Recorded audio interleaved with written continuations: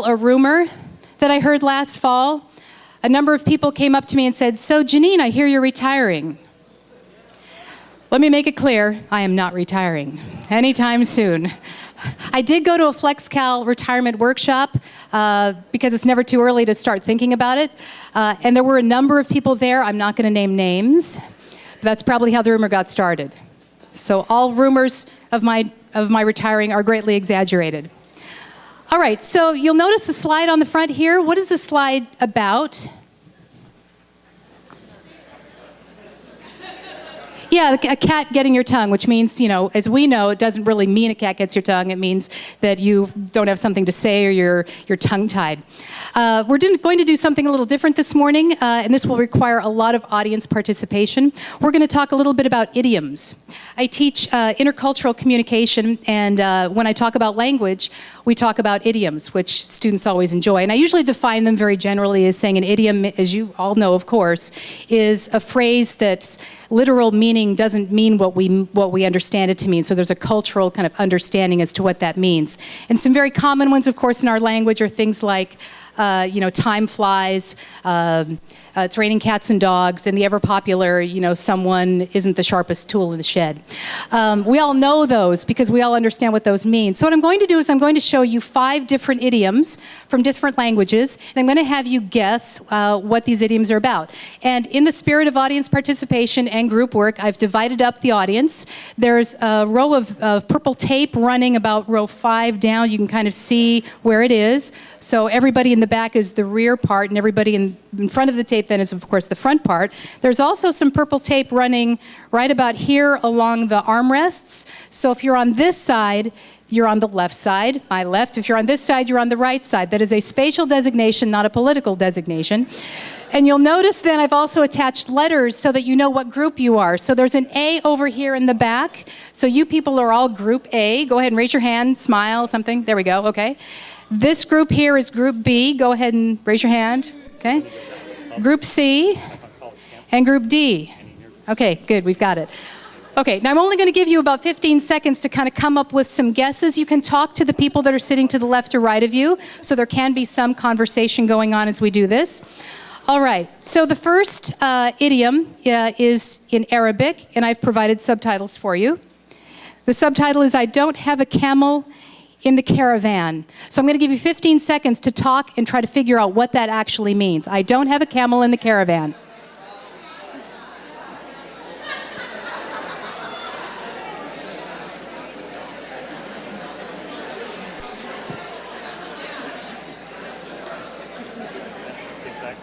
Okay, time's up. Time's up. This is the hard part. Time's up. Okay.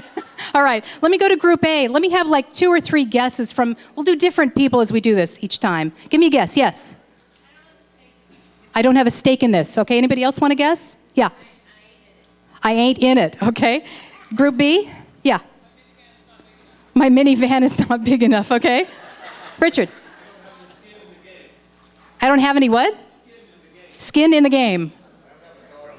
I don't have a dog in this one. Okay, yeah. I think we're getting it, yes. Same thing. Group D, have anything different? What's that? Okay.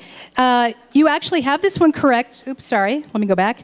It actually means this matter doesn't concern me. So if someone were to ask me, Janine, what do you think about the math SLOs? I would say, I don't have a camel in the caravan. And if that feels odd to say, because it does sound like maybe it's kind of insensitive to say that, you could also say, not my circus, not my monkeys, which is a Polish saying of the same ilk. Okay. So the second one comes from French. Is Dr. Laguerre here? Okay, he said he would be back. Okay, he's not back yet. I'm going to butcher this, but I'm going to give it my best high school French moment here. Avoir les dents longues. Huh? Oh. Okay, I have it right. Okay. And again, subtitles for you. To have long teeth. So I'm going to give you again 10 seconds to think about it. I'll come back to you, okay? 10 seconds. Chat amongst yourselves.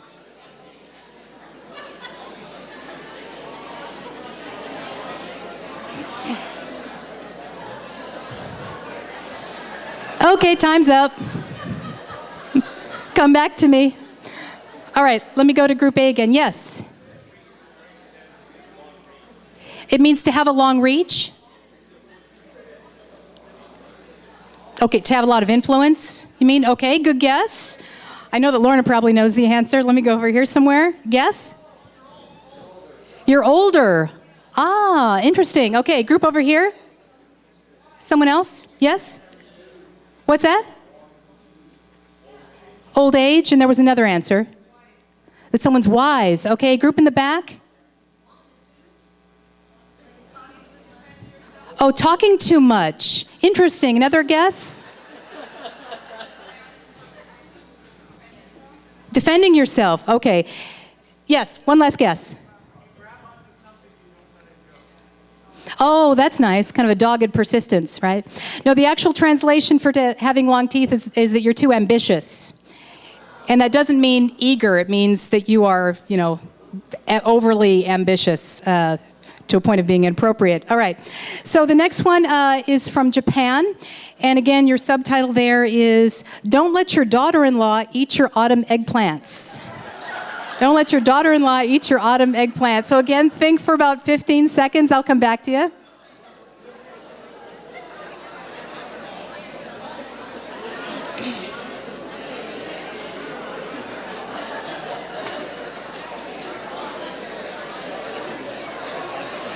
Okay, time's up.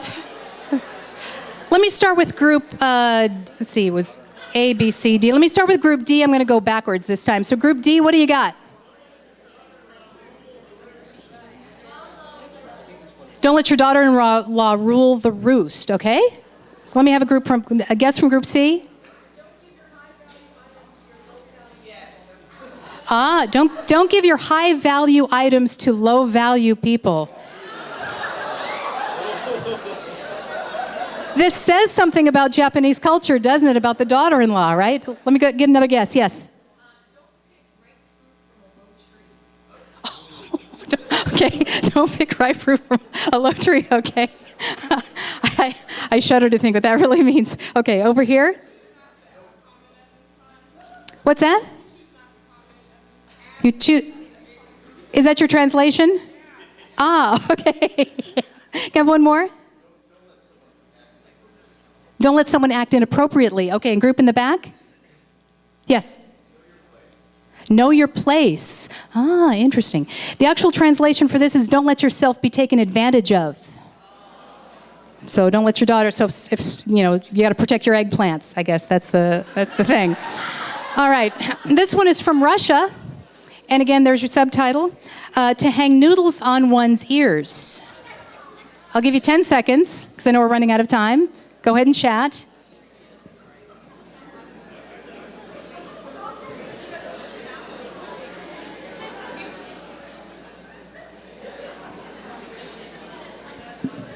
Okay, time's up.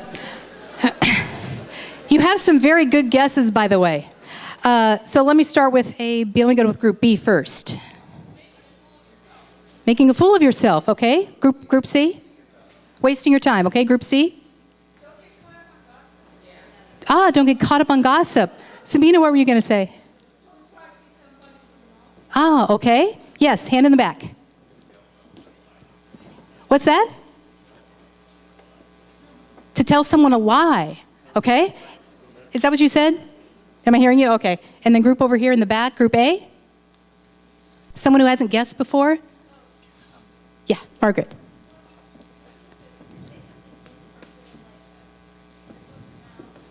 To put your foot in your mouth? Okay. Okay. It actually means to tell lies or to talk nonsense. Is to hang noodles off your ears. Okay? I'm just checking. Is Dr. Laguerre here? He's not here yet. Okay. He said he would be back. All right. I may keep talking, but it seems like we're having a good time, right? On to one more. And this is from Australia. Let me give you your subtitle. Who opened their lunch? 10 seconds.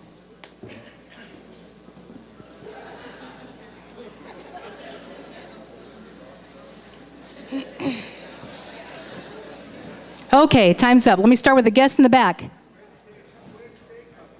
Where did they come from? Where did they, emphasis on they, where did they come from, okay? Another guest from Group A? Okay. Group B? Who rattled their cage. Oh, who opened their lunch? I see. Yeah, okay. Group C, what do you got? What's that? Airing laundry. Oh, so who said too much?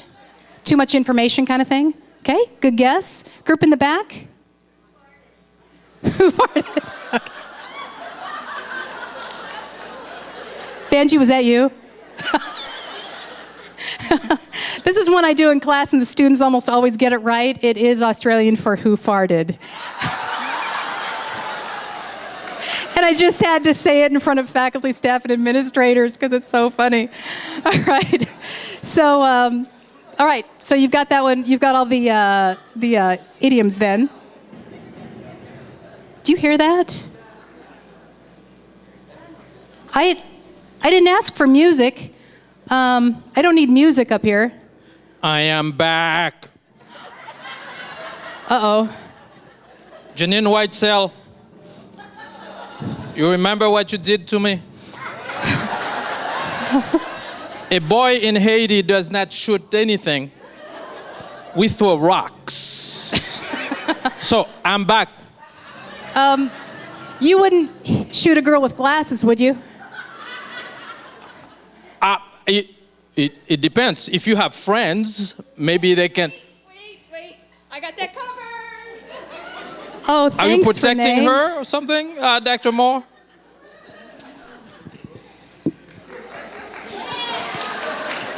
Thanks, Renee. You're such a good friend. Oh, well, I guess yeah, Rick, yes. Oh, I hope it's a flak vest. Good luck. Thank you.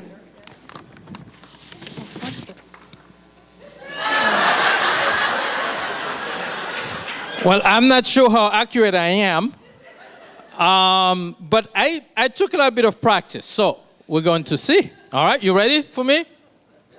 No. Ready or not, here I come.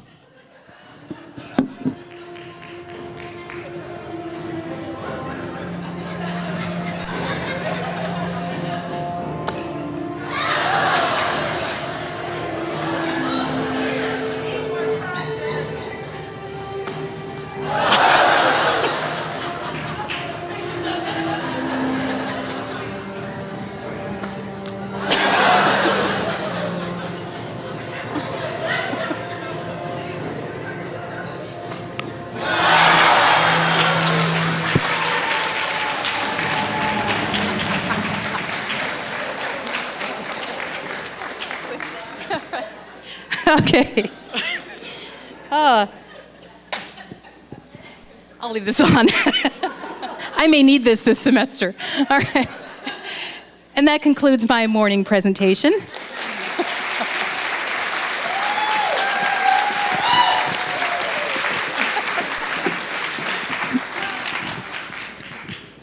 Is this my mic or? That, I'll turn this one off. Okay.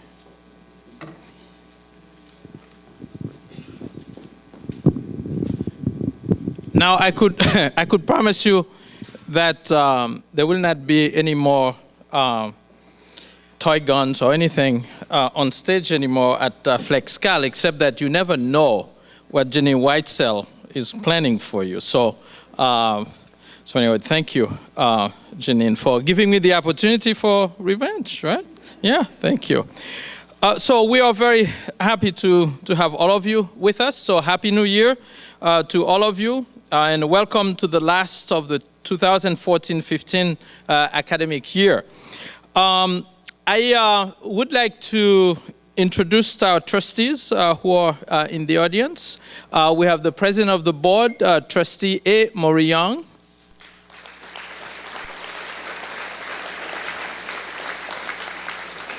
And I think she'd probably tell us since 1960-something, 1970, she has not missed a FlexCal. So we are very happy to have Trustee Young with us.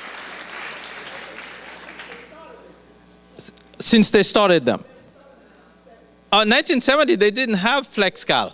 Wow, we're lucky then.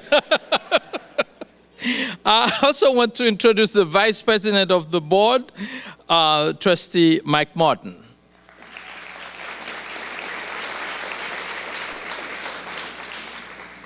Again, I'm happy to welcome you. And I also have joined many of you in complaining about the earlier starting dates of the semesters. Yeah, we will see some changes in the coming year. I've had some conversations that I think will bear fruit. Some of this early start may contribute to our lower enrollment because sometimes students just don't feel like they're ready to come to school yet. And today I'm sharing the stage with a couple of individuals. First is Ms. Stephanie Cruz, who's the president and CEO of KPS3 Marketing. She will share with you some of the results of our research for the image campaign that you know we have started to work on. And this work, I want to say to you, is paid for by the Education Foundation. And the executive director of the foundation, I think, is here. Kurt Johnston, would you please stand and be recognized? Because from our general fund, we would not have really the money to be able to do that. So again, I want to thank him. I'm sandwiched between Stephanie and Professor Michael Wiley, who will share with you the Dare to Declare concepts and results of work that the Academic Senate has been doing all year. And so first you'll hear from Ms. Cruz, and then I will talk to you about the completion agenda. And then after that, Michael Wiley will finish things for us. The next thing I'd like to do is to introduce to you some of our new employees who have joined us since the fall.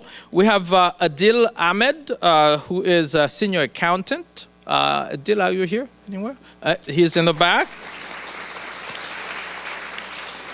And I would like for the next person to come on stage, Dr. Yoshika Crawford, who is our chief of staff. She's replaced Judy Spencer. I think everybody remembers Judy, right? Okay, if you said no, I'd call her. And she'll say a couple of words to you in a second. We also have Laura Convento, who's our business operations coordinator. Laura, are you here? We have Danielle Gonzalez, administrative assistant 3. Krishna Lee, who is a purchasing buyer technician. We have Karika Macariola, who's kinesiology and athletic assistant. And we have also have someone who has changed role significantly at the college. I'd like to ask her to come up as well. Dr. Leslie Miner, who's our Vice President for Academic Affairs. We also have David Moreno, grounds maintenance technician. Justin Mouton, who is now the Dean of Counseling from being a counselor. Sarah Simmons, writing technician. And Sandra Therian, who's Human Resources Executive Assistant. I'd like for Dr. Crawford to say, she's giving me a stare, to share 30 seconds to welcome. Oh, you can do it in 20? Okay, all right. Awesome. Miss Judy, before she left, she said, one best advice I can give you is to stay ready. And so I'm always on the ready. And so thank you all so much. It has been such an amazing time so far here at Solano Community College. I'm so happy to be here. Any campus that uses NERF is a campus of mine. And I presume we use super soakers in the summer. If not, then we're going to start that, right, Monique? And so I'm just so honored and so privileged to be here and to support all of you in your work and your efforts. Please keep us posted on anything that we can do to help support you in your growth. Thanks again. Often you will not be able to find the president, but if you can find Dr. Crawford, it is just as if you have found the president. So she'll indeed, as Judy did, and to even a greater extent, Dr. Crawford is going to be an integral part of making sure that your concerns, your issues are addressed promptly. I also would like to ask Dr. Miner. I only told them this morning that they needed to say something, so 30 or 20 seconds, Leslie? So whatever Dr. Crawford can do in 20, I can do in 10 seconds. I'm delighted to be here. I'm really looking forward to serving you as your new Vice President of Academic Affairs. Many of you I haven't met yet. Social and behavioral sciences I've come to know quite well, but the rest of you I hope to know quite well by the end of the year at least, or next year. We have some exciting new initiatives. We have some initiatives that have been going on for a while that we're going to continue to take a look at and improve, and so I look forward to working with you closely. Thank you.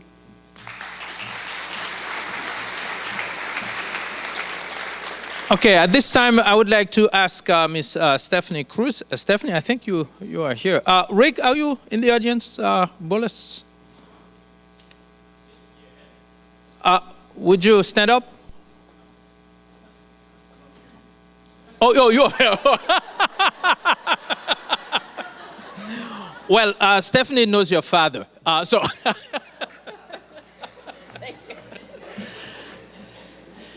Good morning, everybody. You answer back. I love that. That's wonderful. I love your energy, by the way. I was watching and listening to you over in the cafeteria and watching the awards, and certainly enjoyed watching the Nerf game. So again, I love the energy here, and I think this is going to help us go a long way in our efforts on this refresh of your brand and the image campaign. We're searching, we're searching, we're searching.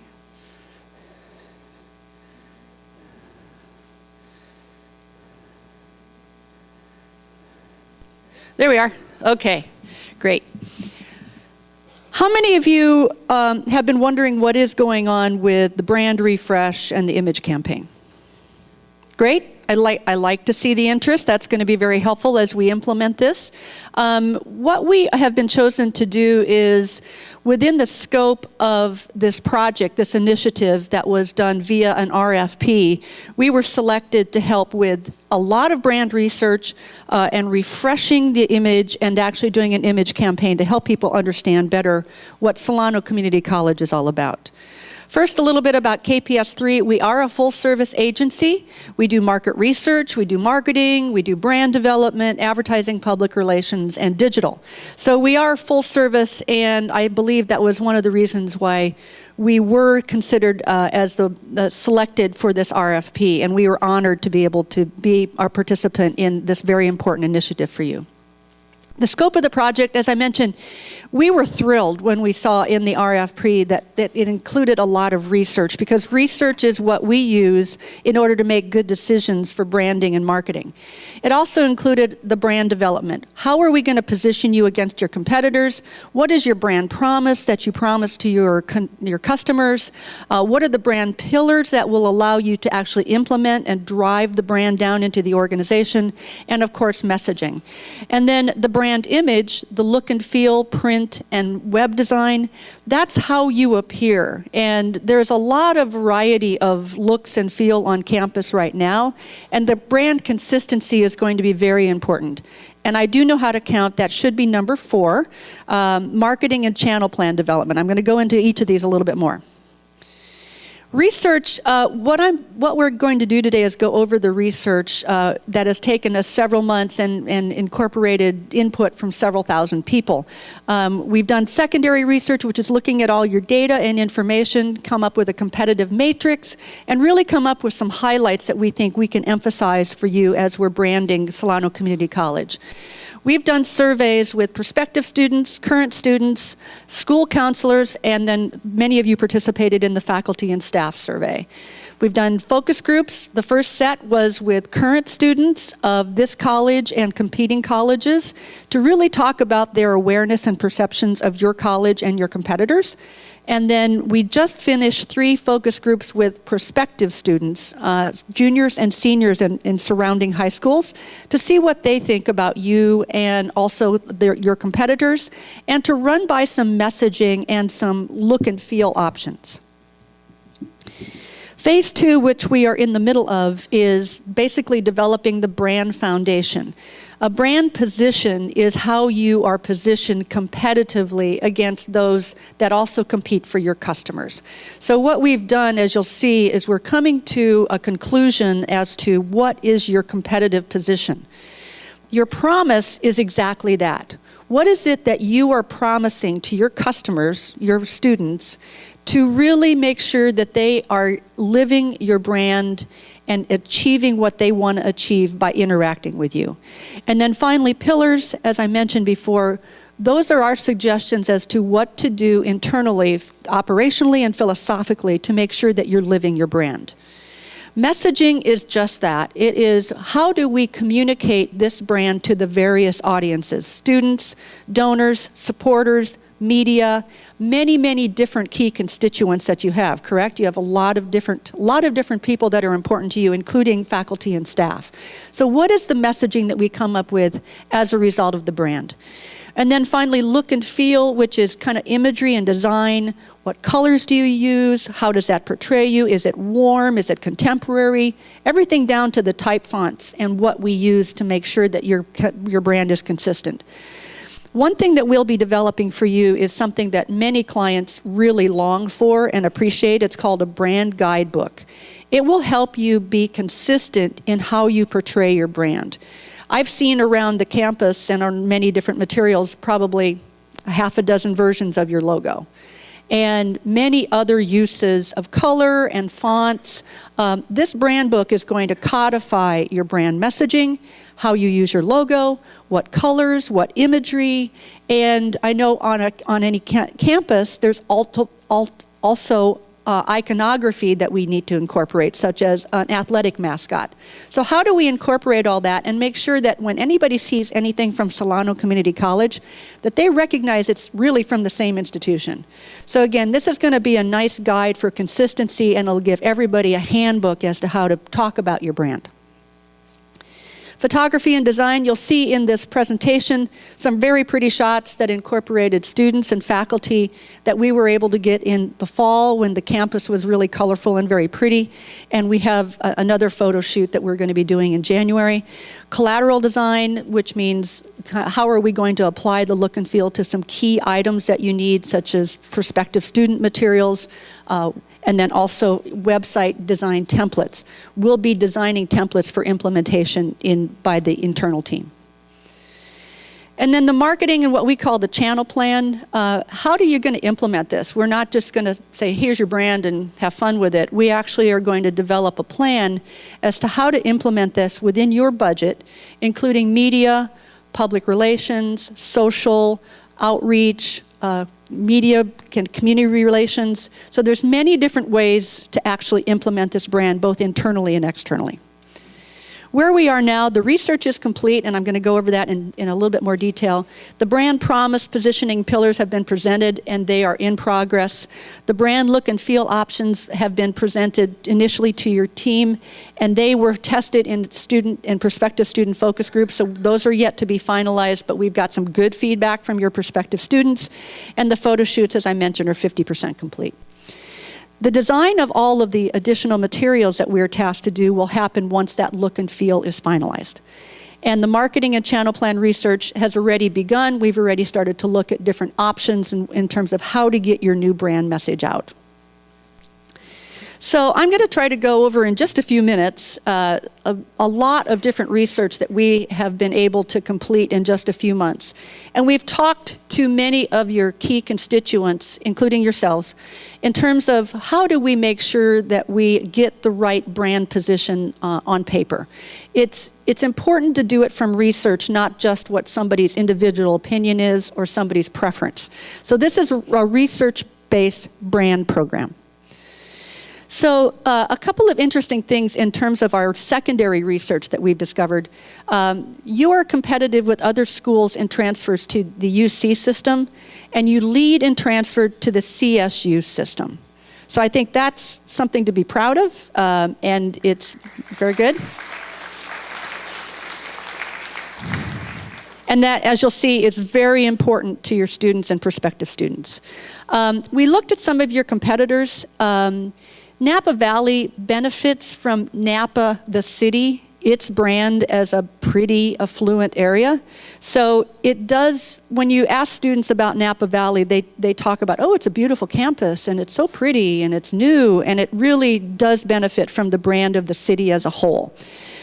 Solano leads in the percentage of student population that receive degrees relative to your competition. So that says a lot about you, and that is also very important to your students and prospective students. DVC leads in the percentage that receive certificates. So that's a slightly different program, so they are actually the leader in that particular aspect. In our primary research, in other words, where we actually went out and talked to a variety of different audiences, Napa Valley is seen as students and prospect as bigger competition than Diablo. When we started, there was an impression that Diablo was probably your primary competitor. Your prospects and your students see that Napa is probably a bigger competitor to you than Diablo. Diablo is seen as the transfer school. They lead that in statistics in terms of transfers to UC, and it's also what they push. In the competitive matrix, that's what they say they are. They're the lead for transferring to a four-year university. High school students, we really explored the image of community colleges in general. Not you, not anybody in particular, just in general. What do high school students think of community colleges? They tend to have a more negative impression of community colleges as a general brand. High school students want to go to a college that is away from where they went to high school. They want to get away from the peeps that they hung out with for the last 4 years, and we heard the term 13th grade a lot. They don't want to have 13th grade. So we think that there's an opportunity for you in looking at students in high schools slightly farther away from Solano, because what people want to do is get away from their high school. We did talk to a lot of current students that had a little bit more life experience. They've been around the block, they've done a couple of other things, and now they're back at Solano. They really have a better image of community college. They recognized its value to help them get ahead and get started at a very affordable cost. So here's a chart I want to spend a little bit of time on. We had open-ended questions where we asked for the first thing people thought of when they thought of Solano Community College. I'm going to talk a little bit more about this on the next slide, but I want to point out a couple of things. Look at, first of all, neutral is just that. It wasn't positive, it wasn't negative, it was something like, oh, school or college or education. It didn't have any emotive value to it. So prospective students, look at the potential. 54% of the prospective students that completed surveys are neutral on Solano Community College. That's a huge opportunity. There's a lot of potential there in terms of impacting that group to think more positively of Solano.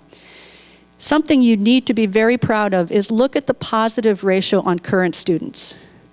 Between positive and neutral, 56 and 30%. Very positive, very positive. Once your students get here, they really have a good experience and they're very positive about Solano Community College. High school counselors, look at the positive ratio on here. We didn't have a huge audience, a huge universe in terms of high school counselors, but 75% had positive things to say about Solano Community College. Again, great work on outreach, great work on getting that particular group of people the information that they need. They're talking up Solano Community College. And faculty and staff, here is something that I'd like to compare the current students positive versus the faculty and staff positives. Your students tend to think a little bit more positively about Solano than the faculty and staff as a group. So I think that is something that we want to talk about in a little bit. So again, the first 3 points we talked about, but in terms of what actual words or what type of words came up in these open-ended questions, affordability, convenience and accessibility, and the ability to have self-improvement and success were large positive response categories against all 4 audiences. And we'll come back to this more, but take a look at those elements. Every single audience said that those 4 things were positive things about Solano Community College. So a little bit about prospective and current students, because these are the primary target audience for a lot of the efforts that you're going to be doing in marketing and branding. The ability to transfer from a community college to a four-year university is very important. In fact, 70% of the current students says their intention is to transfer. 70% said their intention is to transfer. That points out how important that is to your current audience. And I think once students get here, they may or may not transfer, but think about that intent. That is very important. And then I think this says a lot to the work you do every single day. The majority of your current students believe that they will be well prepared for a university or a career when they graduate or transfer. Excellent. Very good job. Some things that they pointed out specifically about their experience here, they really felt that a big strength was the smaller class sizes and the accessibility to faculty and staff and the one-on-one attention that they get from you all. That's excellent. They recognize it, they point it out, and it is when you have students who need a certain kind of attention or who want a leg up or a springboard to a career or a transfer, this is critical and you're doing a great job. It's also something they didn't expect from a community college. So you've surprised them pleasantly. They did mention several different programs specifically in terms of things that they were aware of that were seen as excellent or notable. Biotech, nursing, EMT, law enforcement, and cosmetology were specific programs that were mentioned frequently. However, we took this with a grain of salt because in our second focus group, prospective students were a little worried that that's all you do. So when you call out one or two programs in particular, you have to be very careful that you don't have any sense that that is all that this college offers. So I want to go over some faculty and staff highlights because that's you. And again, the highlights in terms of the positives that came up with this particular group, affordability and value, you recognize that you offer an excellent value to your students. Location and convenience, that came up again and again with multiple audiences. And you felt that you are part of the Solano community, and that is an important thing that you do. That you are really Solano's college. You believe that Solano is a good place to get an education that helps students transfer, which is a great thing because that's what they want to do. When we asked about how you feel the public views you, you believe that Solano is viewed as affordable. You also are still thinking that Solano has seen as having accreditation and financial issues. I want to point out the difference here, though, is that prospective students and current students were largely unaware of that, or they did not point that out. So I think you may be more aware of it and sensitive to it than your target audiences. You are believing that the biggest issues are misperceptions or lack of awareness about what the college offers, which then relates to the fact that you are supportive of anything that this college can do to improve the image and make sure that we can encourage student recruitment and retention. So again, it's very, very heartening to know that you believe that there are things that this college can do to improve the image and perception. While the majority of you are very confident in the college, there is a small minority that desire to improve your standard of excellence and increase the values of the community. So that came up in the questions and also in the open-ended questions from this particular group. So again, boiling it down, we have a big funnel of all the material that we've come in and we're putting it all in and we're going to boil it down to kind of get us to our brand. The biggest strengths that we hear across all audiences are the affordability, you offer a great value, the convenience and accessibility, including 3 campus locations, convenience and flexibility of classes, and then the one-on-one faculty attention, and successfully helping students transfer to a 4-year college. That's huge.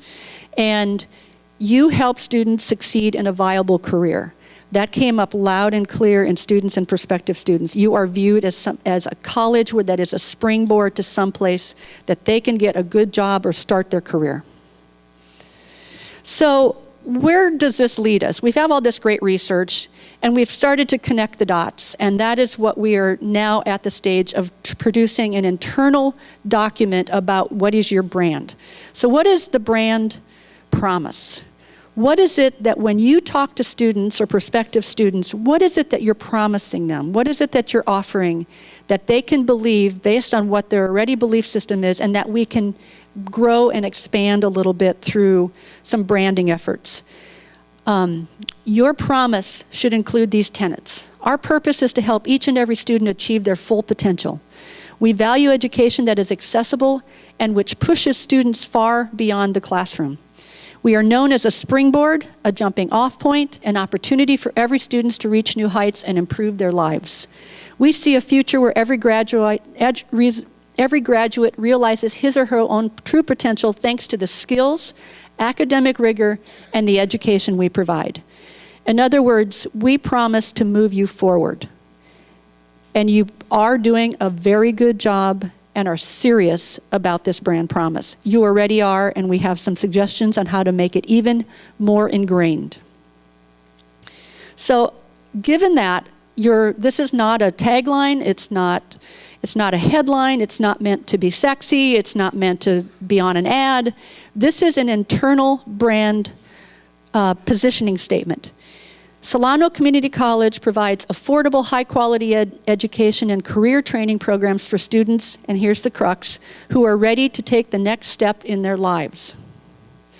Whether that step is earning a degree or certificate, starting a new career, or transferring to a four-year college. When somebody is serious about taking the next step in their lives, this is where they come. This is where they should be, and that is your promise to them. So how do we do that? There are 4 pillars that we want to have as the basis of your brand positioning statement: accessibility, education, growth, and respect. Accessibility means many things, and you already excel in this area, but there are some things we can probably even expand on. Affordability, it's a very affordable, value-driven way to achieve a degree or certificate, complete your first 2 years of college, or learn a new career. Go right into a career. We help every student who wants to attend to find a way. When I heard about how open and accessible you are to anybody who wants to receive an education, we went, this is a gem. You will help anybody who wants to get an education at Solano Community College to find a way. That's remarkable. And it's probably not very well known. I think people are stunned. Multiple campuses and convenient locations. The number of students in our focus groups who said, this is great, I can take one class here, and then I can go to Vacaville, and then I can go to Vallejo. I mean, that was just really a very good convenience for them. Committed to helping every student succeed. Again, the students and their responses and their comments about you all as faculty and staff, I think, should make you very, very proud. Very proud. Small class sizes and dedicated faculty provide one-on-one attention. This is something you're already doing. If it is something you could really start to hang your hat on in every single instance, I think it would really be helpful for the college. So you're thinking education, well, duh, that's what we do, right? It's not education, it's how you do education and how you deliver that to your target audiences. As you saw, it is very important to 70% of your students to be able to transfer to another college, right? So that ease of transferring to a 4-year institution is going to become even more important. They want to do that, and we have to make sure that the tools are here. Career training in growing fields, through needs assessments, community assessments, you need to understand where are your developing programs. You offer more than 100 degrees and certificates. I don't think a lot of people recognize the breadth of the types of things that you offer.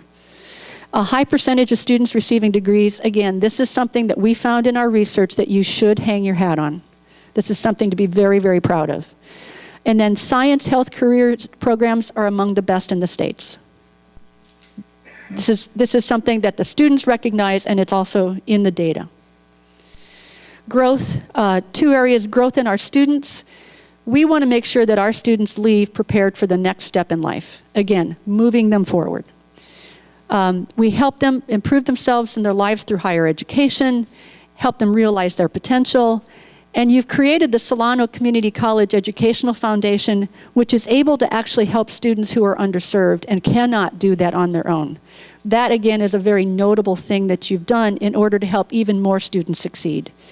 And then, of course, growth in our college, our campuses, and all of our programs. That is going to be critical as you move forward into the future. Respect and pride. I think probably this is one area where we've noticed where I think you can really develop some internal pride and better respect all around for each other, our campuses, and the college. I think being more proud of all that you achieve is going to be very important. You will be the cheerleaders and you will be the champions for this college as you talk to prospective students and to current students. Pride in our students, our faculty and staff, and the education we provide. I'd love to see, if we redo a survey in several years, that small minority of you who do not believe that the educational standard is where it should be, that shoots through the roof. The pride in what you deliver, I don't believe you all recognize all that you do every single day for students.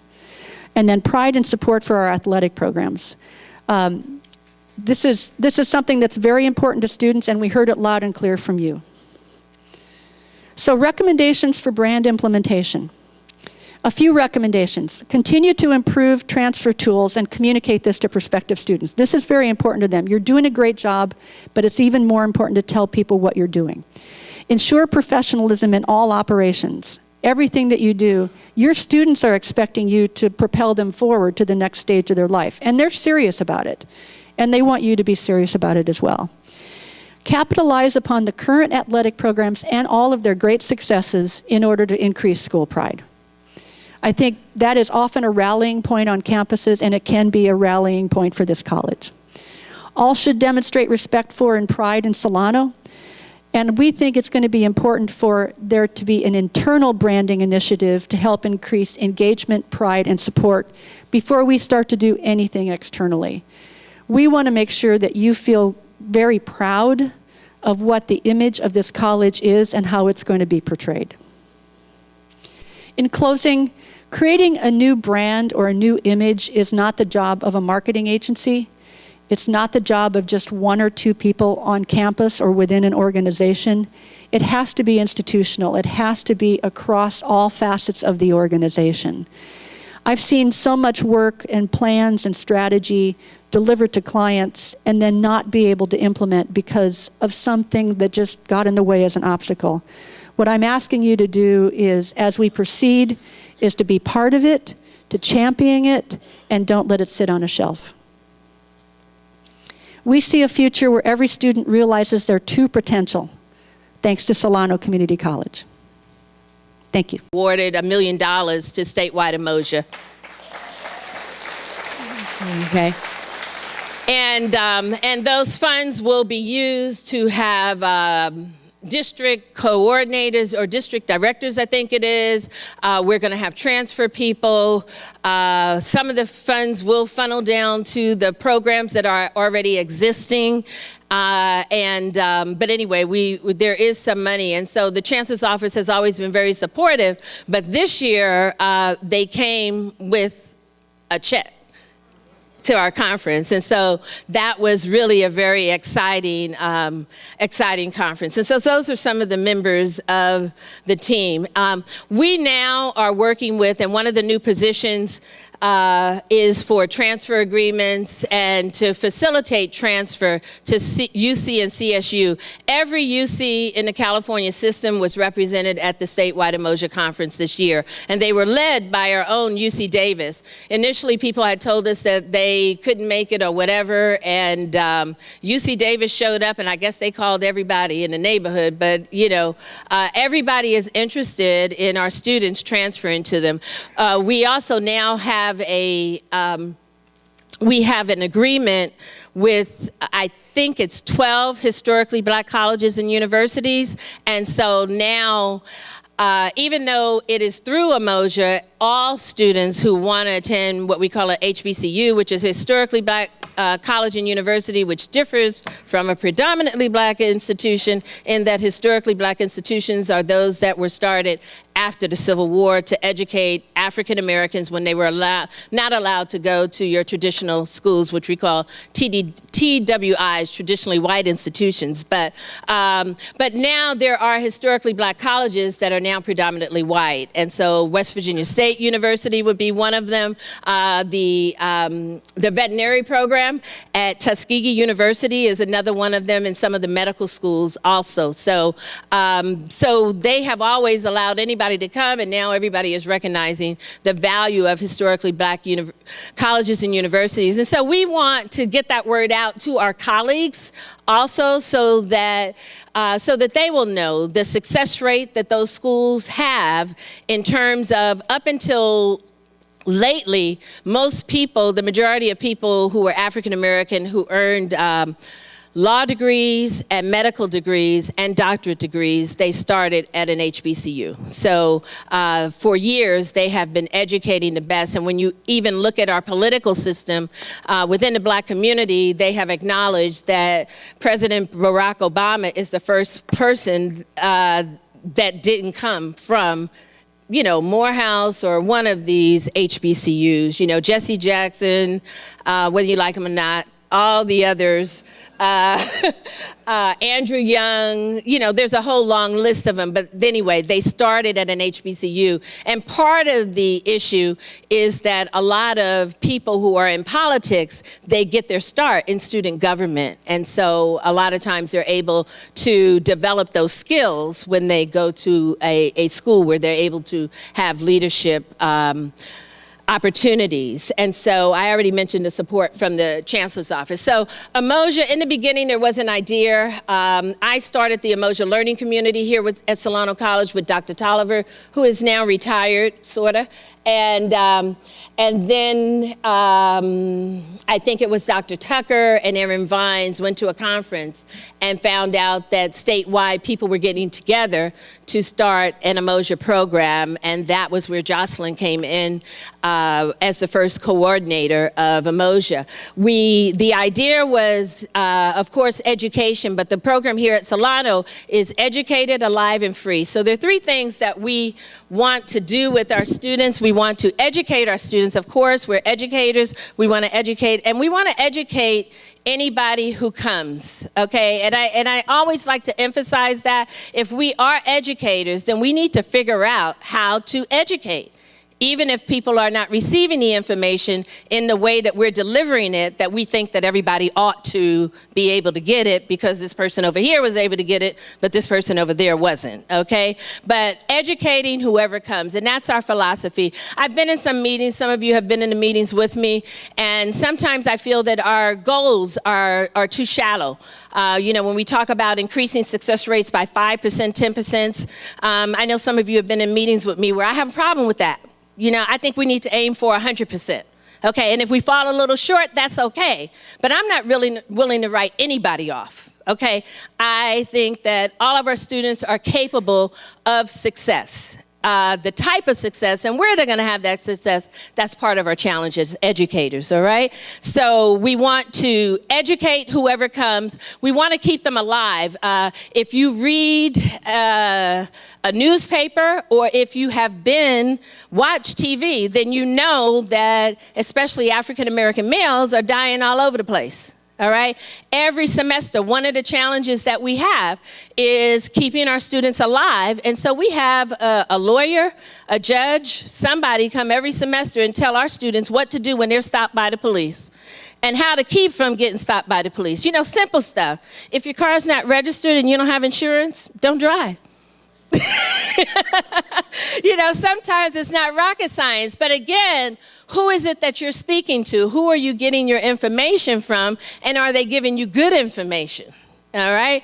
And I could tell you some stories about, people who borrowed somebody's plates and thought it was okay and, all kinds of things. So we want to keep them alive, because that has become so critical, and it has been critical. It has been a challenge, but that is very important. And every single semester, we have students who are missing class because they have to go to funerals. Not funerals of grandparents, but funerals of their peers, of their cousins. The two young people that were killed in Vallejo in December, their cousins were sitting in my class when they got the news that both of them had been shot in Vallejo.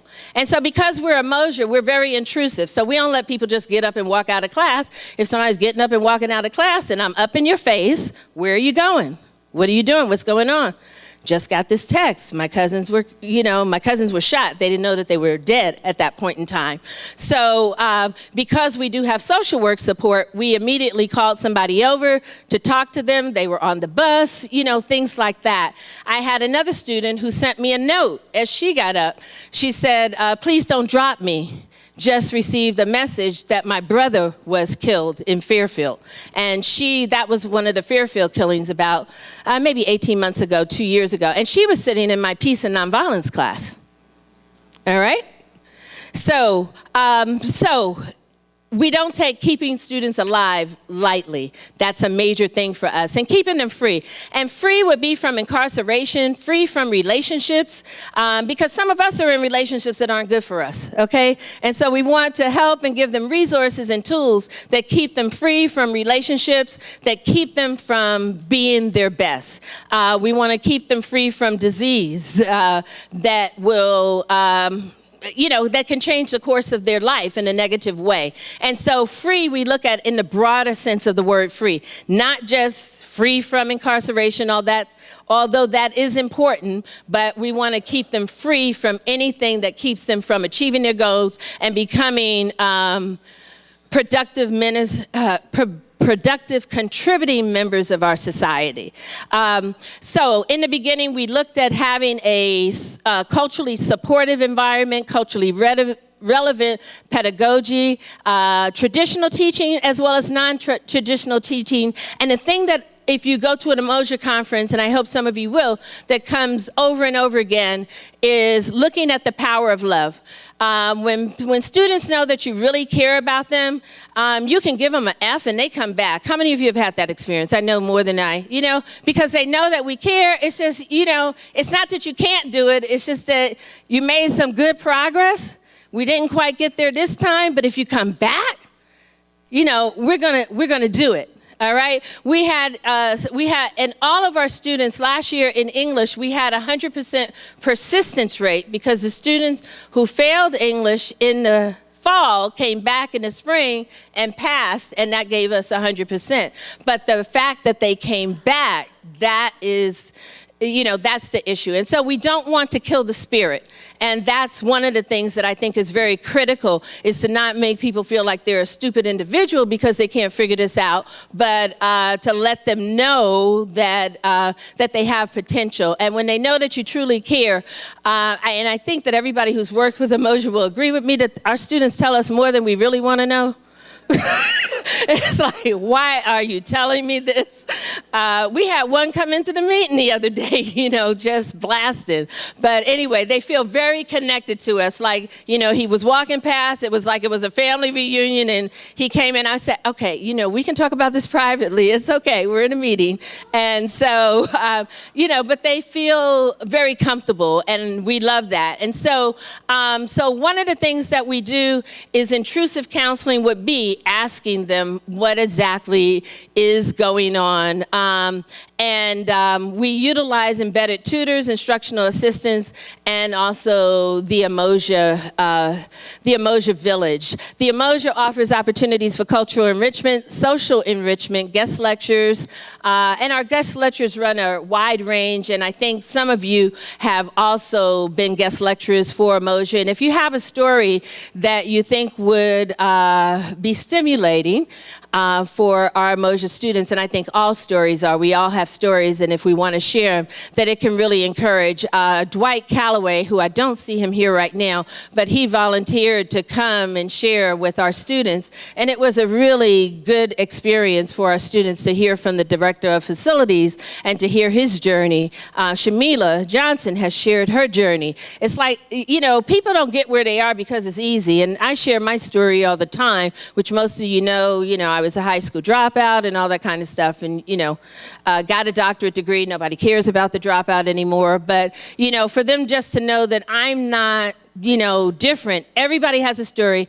Everybody has some challenges that they overcame to get where they are. And so if any of you are willing to share your stories, if you'll email me or Michelle, we'd love to schedule you to share with our students.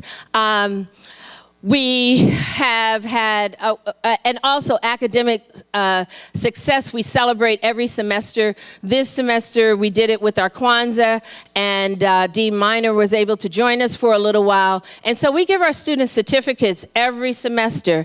Even the ones that get D's and don't pass, if they made it to the end of the semester, some of them have told us this is the first time they've been able to stay in school for a whole semester. So you have to look at accomplishments on an individual basis. basis, not by some abstract standard that we have established somewhere that says that success means this or success means that. And so people are very proud of the certificates and the recognition that they get. And we applaud all effort, just like in sports. I don't know, do we have our PE people here? Raise your hands. Are any PE? Oh, and it's kinesiology. Okay. And human performance, all right. So one of the things that I love about coaches is that they applaud the effort. And I think that that's what we all have to do. And that's what we do. If people are putting in good effort, then we want to applaud the effort because those efforts lead to successes. In basketball, the people who have the most attempts usually get the most baskets. So that's who is currently working with us. And Dr. Brenda Tucker just came in. I'd like to acknowledge her. She is the Umoja counselor and has been with us for quite a while. And Thomas Trujillo isn't here. And so those are currently, for this academic year, the courses that we have in the Umoja Learning Community. We have someone who coordinates social work interns from this Sac State University. And then we have in addition to our instructional assistants, we have Dr. Lloyd Bond, who is a volunteer who gives us over 20 hours a week. And he's retired from Stanford University, and he just is so tickled working with our students. He said he just loves seeing them grow, and he's done an extraordinary job. And then we have someone who is finishing up their therapist hours, and so they are also helping with our students this semester. And so I already mentioned part of our family, which is Dr. Richard Slade. Dr. Carter in the library has made our students just passionate about research. And we go see him every single semester. We go see him, and then students come back and they have these great reports and they say, well, I saw Dr. Carter, you know. And they have asked me, you know, gosh, he really likes that stuff, huh? And I'm like, yeah, and I have another exciting project for him, so that he's just gonna be thrilled, research. And also AT&T and Renette Allums, is she here still? Oh, there we are. All right. And last year we had a $25,000 grant. $25,000. Let's hear it for it. AT&T, and that helped us to further develop what we do with our African American males. And so the African American Male Mentoring Program was mostly funded by the AT&T grant, and it allowed us to do a lot of things with students that you can't do with public money. Okay, and so that was really great for us. And most recently, she invited our students to for box seats at another basketball game, all right?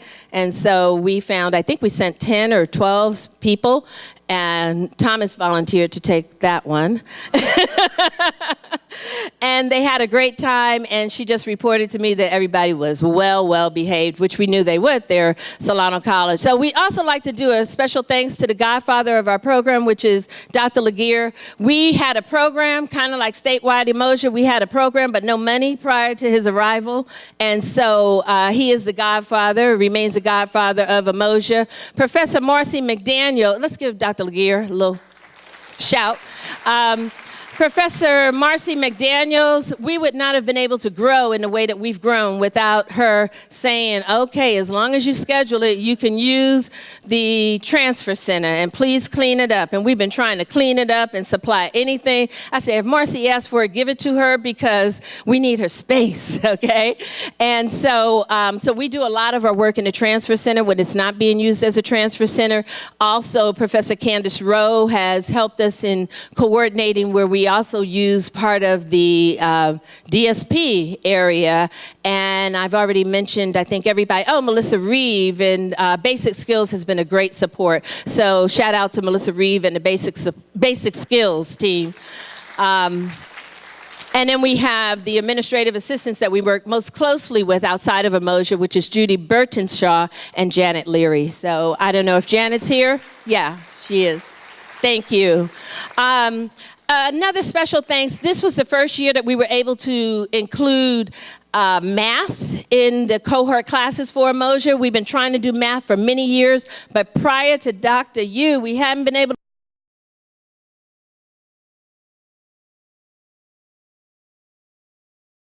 issues that often hinder students from succeeding in an educational environment because they have so much other stuff going on. Umoja Program staff are intentional and deliberate, and that is something that we do from statewide Umoja also. We're intentional in what we do and very deliberate, so we're intentional in what we also want to accomplish. And so we also use community building, and what you find is you find students supporting each other in their success, no matter what it is, if someone needs a ride, a pen, or whatever. I already talked about the all students can learn, educators must educate, and high expectations. We want people to join the 100% club, and we want people to be on the A team, all right? So that means you got A's and 100% are passing. So those are the classes that we did this semester, and we have Summer Bridge, Integrated Learning Community, Link courses, third semester options, and the Umoja Village support, which is very critical. We have field learning experiences. This year we are planning to go to the state capitol and be on the floor and take them to meet a couple of our local mayors and things like that. So looking forward to that. And let's see, here are our facts and our stats, because in 2012, fall 2012, we had 484 visits to the Umoja Village for help. And then I analyzed what were the grades of those 484 students who visited, how many of them were repeat visits, such and such. The spring 2013, we went up to 1,300. Fall 20, we went up to 2,102. That's why we had to go bug Marcy McDaniels. And then spring last year, we were at 2659. And we couldn't, if you've ever been to the Umoja Village, there's no way we can handle that volume of people. And so thanks to all. And that's one of Umoja practices. They call it occupy space. And so, you know, I learned that at the Umoja conference. So when I call you or come to you asking for space, I mean, all you can do is say yes or no, but I'm going to occupy any open space that I see, okay? And that's what we do. So common themes, why do people come to the office? They come for tutoring, homework, printing, life skills, and computer services. So that was our grand total there. In that first semester, what we found out is that of the students, we had 30 students, and Umoja started with just 25 students, but we always took a few more. So now we have over 200 and some odd students that we're actively following in the program, which includes our Umoja alumni. And so when we looked at those 30 students, 20 of whom passed, the students who passed and used our services in the Umoja Village, well, 16 of those, 80% of them used the services in the Umoja Village. So I'm not a researcher, but it didn't take a whole lot to figure out that that was pretty key to student success. And so that's why we expanded the hours. We used to only be open 2 days a week, but through grants and what is it that we apply for every year for many? Strategic proposals, I should know that, right? They've given us money, but yeah, strategic proposals, we were able to increase the hours. Students who passed and did not utilize resources was only 4, so 20%. Then the students who did not pass, 10, we had 2 who utilized the resources and didn't pass, but we know why they left. One had to leave on an emergency, one had special needs and came back and did okay the next time. So we do try to find out what's going on with everybody. And students who did not pass and did not utilize utilized the resources were 4. All right? And students who did not attend after the last day to withdraw and did not utilize the resources were 4. So staying connected with our office, we found out that that was very critical. And so our LR10 in the spring had a 77% pass rate. And of the 7 people who failed the class, 6 did not have computers or computer or internet access at home. okay? And so I go to meetings, I hear people saying, well, people can use the library. The library isn't open all the time, but I don't think that we can ignore the fact that 6 of the 7 students did not have internet access or computers at home. But that's still pretty good. And in counseling, 91% pass rate. And all of this is in a report, so I'm going real quick because I want to give you an opportunity to be students for a second. And then that was social science 23, English composition, 92.6% pass rate. And anybody that wants to study it, I actually have extra reports with me now. I will give them to you and you can study it closer. But I'm just trying to give you an overview of what things looked like. And we're going to skip through that. Were there any setbacks this semester? I didn't do that. Kelly helps me. I got to keep. No, we don't look at it as setbacks. Sometimes they're challenges, but we just deal with whatever comes. Whatever you throw at us, we're going to deal with it and we're going to make a success out of it. And so one of the things that we do in Umoja, I'm going to transform you to the classroom because I think I have about 5 minutes left. Is that correct? I don't know who's keeping time, but okay. And so one of the things that we do is we start with a thought for the day. And so where do I get the thoughts for the day? Well, one semester, the other teacher was responsible for the thought for the day, so I got them from her. Last semester, I took responsibility of it because it was Professor Collins' first year, so, we let him absorb a little bit. I get them from everywhere. You see a saying, it makes sense, it resonates with you. You may be from one of your friends on Facebook or something, and we also get it from the students, all right? But the thing is that when people come to class, some of them have kids, you don't know what they've gone through just to make it to class. We just need to applaud that you made it to class because they have to go through so much many times to get there. But then after that, let's get centered. Let's all come together. And so this might be a thought for today. And so I offer it to you. You're in an Umoja class today. I alone cannot change this world, but I can cast a stone across the waters and create many ripples. So can someone tell me what that might mean to you? Y'all not Umoja. Everybody trying to talk. Go ahead. Yes. Okay, good. Yes. Yes, Melissa. Absolutely. A small action can have a wide impact. Anybody else want to offer? Yes, Risha.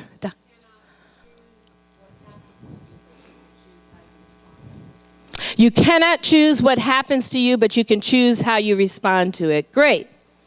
All right. And so that just may be one of our thoughts for today. The other would be our rocks. Can I get 2 people I need you to come up stage real quick because I'm running out of time. And we're going to do our rock exercise with you. I need two volunteers. Okay, if we were in a real Umoja class, I would pass out rocks and everybody would have a rock. And we've used rocks in the class and nobody has broken any windows. All right. So good. We got enough. So I think I have enough to give everybody that has come to the stage 2 rocks. And so one of the things we started doing a couple semesters ago in Umoja, and we don't do it the first day of class because the first day is still too crazy to do it, but we give people rocks. And so each of you, is there another microphone? They said they were going to give us 2, but I don't know if there are 2 here. Okay, I'll share. Okay. Okay, and so what I say is that, again, we don't know what people have gone through to get here. And to get as far as you have come, there are probably people in your lives, in your churches, in your communities that have supported you along this journey. And so everybody has to have something to hold on to when life gets too hard. Okay, there are going to be days that you may not feel like coming to Umoja class. As much as you love it, there may be days that you may not feel like it. You may not feel that you can make it. And so who are the rocks in your life? Who are the people that you can draw from their strength when you have no more strength? All right? Who are the people that encouraged you to come to college? All right? And the sad thing this semester, we had one student who's a former foster child and, you know, a lot of things going on. And she said she didn't feel like she had anybody. And so that was good, though, because we were able to directly connect with her and let her know that she has us. And she's called me over the Christmas break and everything else, which is good. It's fine. But she has somebody, because that's profound, right? And usually we can go a whole semester and not know that our student doesn't have anybody. And so we asked them to identify somebody who is alive. Because sometimes we need somebody, it's like, I need to call Tasha, okay? I need to call somebody, okay? I may be able to call on my dead grandma, but I need to call someone that could say something back to me right now, all right? And so who would that be that you would put on your rock number one? Oh, and I have we bring lots of markers so that it goes real fast. And then who is someone who has passed on, who has made a difference in your life and would be so proud of what you're doing now and the fact that you're at school and you get to keep your rocks. And so anybody who uses 1646 after me, sometimes you see my rocks left out on the desk because the teachers do rocks too. And sometimes I forget to lock them up, but no one's ever stolen them. And what's been interesting is people have actually come in that were guest speakers and they see the rocks on the students' desk and they've asked us what's the significance of the rocks. And it's very interesting to see the students to explain that. And so the rock, who did you put? Okay, someone who's still alive. Thank you. Someone who's still alive is my mom. And I'll talk a little bit more about that maybe today, but she's always there when I needed her, especially probably the lowest point in my life. I was able to call her and she was able to help me out and get me on this track that I'm here to stand before you guys today. And then my uncle, who's in a different country, but we are two peas in a pod. I only met him once, and he passed about a year or so ago. A couple years, but he remains with me in my experience with him. All right, thank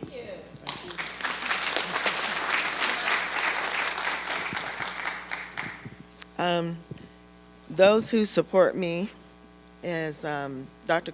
McCord knows, my mother had passed away early in life, so I had family and my church give me that structure and stability to move on with my life. I'd like to thank my aunts, and I would like to thank the congregation at Friendship Baptist Church.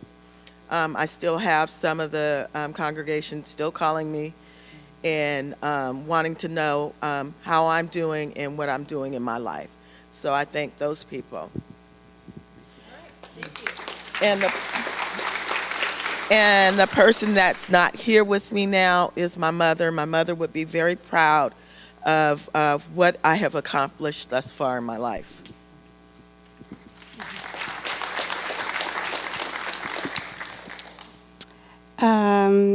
The person who I have who is alive now is my husband, Chris, who is also African American and has given me a source of strength like I never imagined I could ever find. And the other person who has passed is my dad, who was as solid as a rock and was really my inspiration and my stability when I too lost my mother very early in life. So that's it.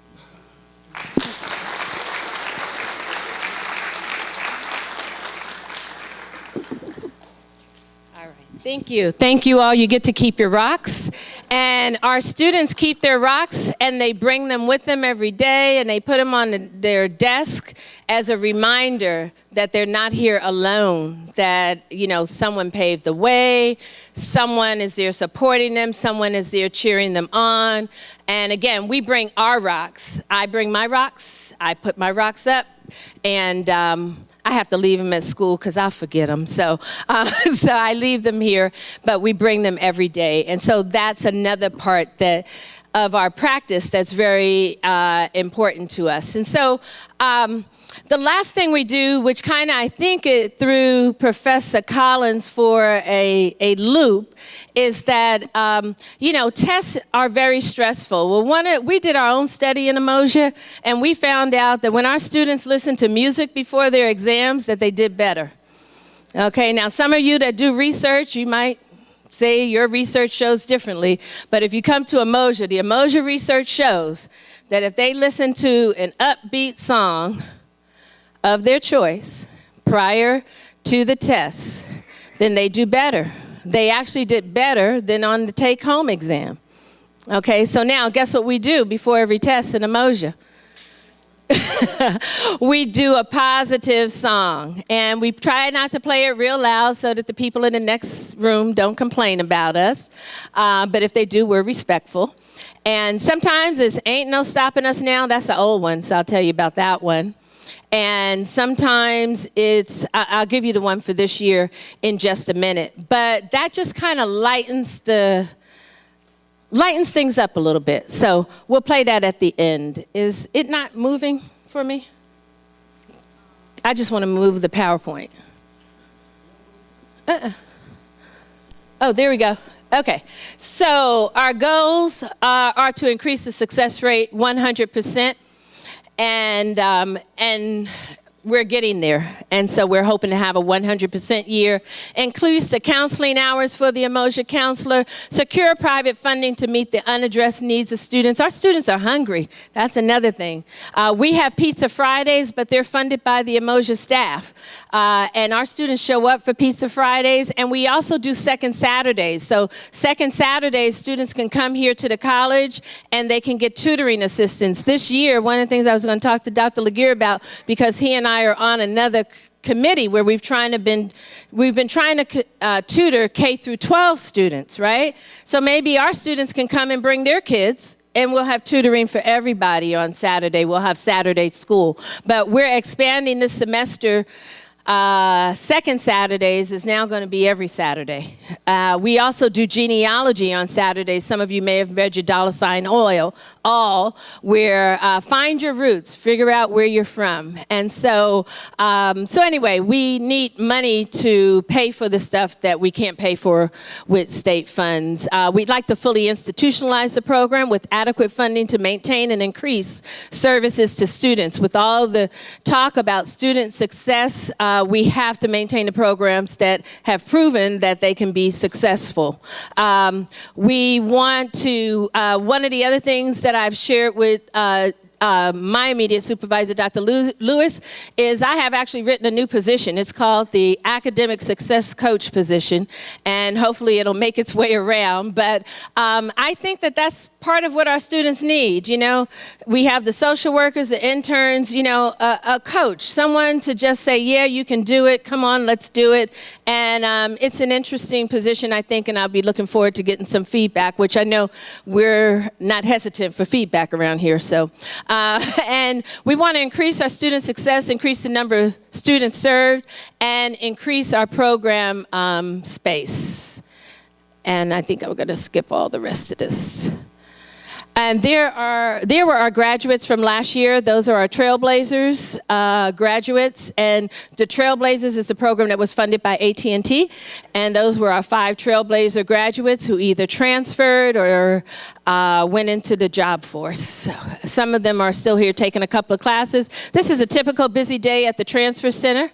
With tutoring, our students participate in a lot of things. This was a peace march that we did on campus.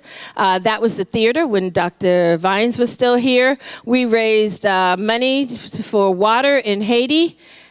Through Alada, we did car washes. So we encourage students to be in the community. They were able to spend time with Colonel Warren before he died several times. CC Yen is another one who comes regularly. We took them to Channel 7 Live in San Francisco so that they could see a live TV program, which was really an excellent experience. They volunteer for things that we're doing. Edward Clark is now at San Jose State and doing well. I saw him over the Christmas break. They participate in the Civil Rights Travel course. And here are just our students in a variety of ways. This is the class from 2013. The African American male graduates, and there they are with their mentors and supporters. And here are some of our Moja program graduates. We have Elena Slade, who graduated from Tuskegee University, Lila Merrick, who was at Alabama State, Kelsey Cromer, she's at Bennett College, and she's contacted me because she's applying to grad school now. Emily McMurray, UC Fullerton, Earl Taylor, San Francisco State, Tahira Hamed, Sacramento State, East Bay, Danny Harton is at East Bay, Nicole Thompson, Cal State, Dominguez Hills, Edward Clark, San Jose, and Jennifer Thompson is also at San Jose State, and Jennifer is graduating this year too. Many of you were helpful with her also. So we have to do a better job of finding out what happens to our students after they leave here, but those are the ones that I know about. And so if you'll bring up our music, we're going to end with one of our songs that might be good for a test, but it might just be good to make our transition. What's the name of our song today? Eye of the Tiger. And the words, a few of the important words.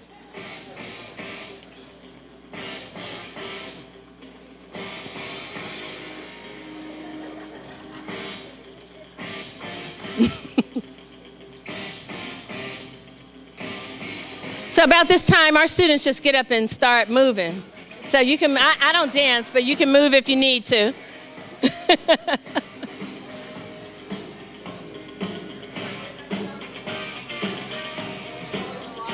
All right. Oh, okay. All right, so we'll turn it down. That concludes our presentation. Thank you for the opportunity to share with you a little bit about what we do in Umoja Program Scholars. Thank you all for your support.